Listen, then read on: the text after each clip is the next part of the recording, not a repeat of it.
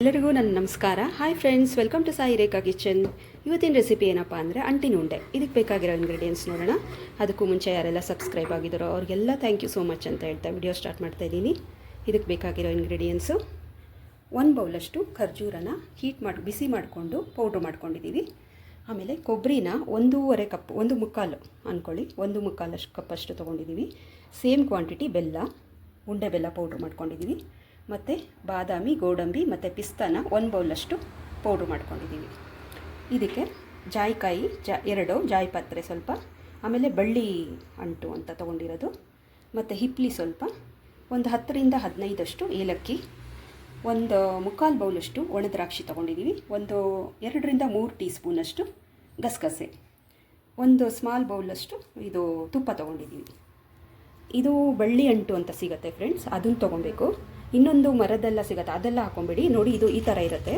ಇದು ನೀವೇನು ಮಾಡಬೇಕು ಅಂದರೆ, ಇದು ನೋಡಿ ನಾವು ಈ ಥರ ಮಾಡ್ಕೊಂಡಿದ್ದೀವಿ. ತುಪ್ಪದಲ್ಲಿ ಫ್ರೈ ಮಾಡಿಕೊಂಡು ಪೌಡ್ರ್ ಮಾಡಿ ಇಟ್ಕೊಂಡಿದ್ದೀವಿ. ಇದು 1 ಬೌಲಷ್ಟು ತೊಗೊಂಡಿದ್ದೀನಿ.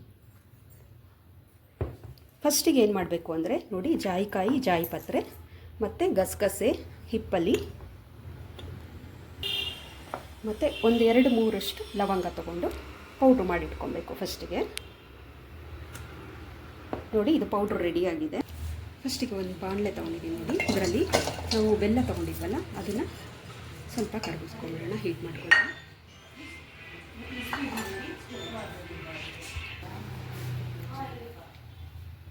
ಅದು ಪಾಸ್ 1-2-3 ಸ್ಪೂನಷ್ಟು ನೀರು ಹಾಕೊಂಬಿಡೋಣ ಇದಕ್ಕೆ, ಬೆಲ್ಲ ಕರಗಕ್ಕೆ.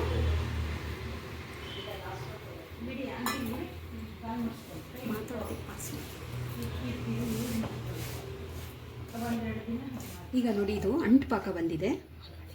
ಇದಕ್ಕೆ ಖರ್ಜೂರ ನಾವು ಬಿಸಿ ಮಾಡಿಕೊಂಡು ಪೌಡ್ರ್ ಮಾಡ್ಕೊಂಡಿದ್ವಲ್ಲ, 1 ಬೌಲಷ್ಟು ಅದನ್ನು ಹಾಕ್ತಾ ಇದ್ದೀನಿ. ಈಗ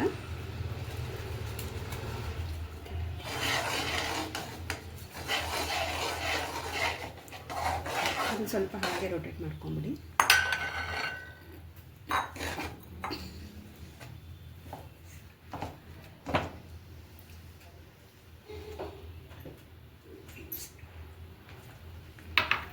ನೋಡಿ, ಸ್ವಲ್ಪ ಆಗಿದೆ. ಈಗ ಕೊಬ್ಬರಿ ಹಾಕೊಂಡ್ಬಿಡೋಣ.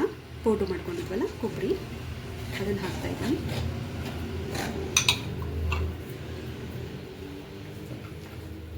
ಇದು ಬಾದಾಮಿ ಮತ್ತು ಗೋಡಂಬಿ, ಪಿಸ್ತಾ ಫ್ರೆಂಡ್ಸ್, ಒಂದು ಪೌಡ್ರ್ ಮಾಡಿ ಇಟ್ಕೊಂಡಿದ್ದು 1 ಬೌಲಷ್ಟು ಇದನ್ನು ತೊಗೊಂಡಿದ್ದೀವಿ. ಇದನ್ನು ಹಾಕ್ತಾ ಇದ್ದೀನಿ. ನೆಕ್ಸ್ಟು 3/4 ಬೌಲಷ್ಟು ಒಣ ದ್ರಾಕ್ಷಿ, ಇದನ್ನು ಹಾಕೊಂಡ್ಬಿಡೋಣ.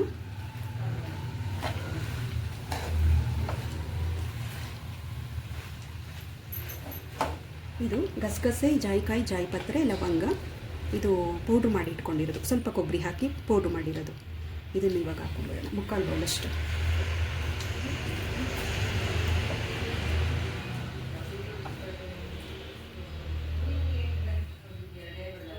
ಈಗ ಬಳ್ಳಿ ಅಂಟು ತೊಗೊಂಡಿದ್ದೀವಲ್ಲ, ಇದನ್ನು 1 ಬೌಲಷ್ಟು ತೊಗೊಂಡಿದ್ದೀವಿ. ಇದನ್ನು ಹಾಕ್ತಾಯಿದ್ದೀನಿ.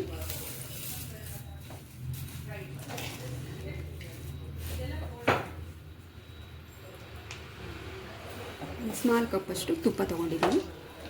ಇವಾಗ ತುಪ್ಪನೂ ಸೇರಿಸ್ಕೊಂಡ್ಬಿಡೋಣ ಇದಕ್ಕೆ.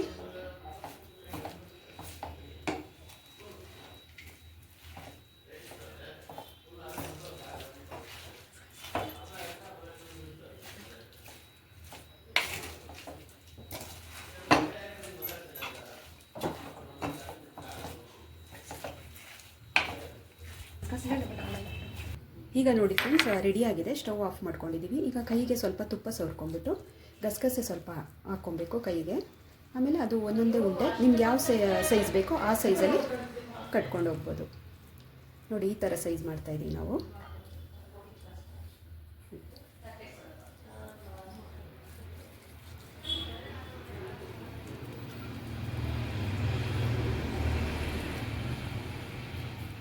ನೋಡಿದ್ರಲ್ಲ ಫ್ರೆಂಡ್ಸ್, ಯಾವ ಥರ ಮಾಡ್ಬೋದು ಅಂಟಿನ ಉಂಡೆ ಅಂತ. ನೋಡಿ, ಈ ಸೈಜ್ ಆದರೆ ನಾವು 100 ಉಂಡೆ ಮಾಡ್ಕೊಬೋದು ನೀವು ಇದರಲ್ಲಿ. ಇದು ತುಂಬ ಚಿಕ್ಕ ಮಕ್ಕಳಿಂದ ಹಿಡಿದು ದೊಡ್ಡವ್ರವರೆಗೂ ತಿನ್ಬೋದು. ಎಲ್ಲರಿಗೂ ಒಳ್ಳೆಯದು, ಗುಡ್ ಫಾರ್ ಹೆಲ್ತ್ ಇದು.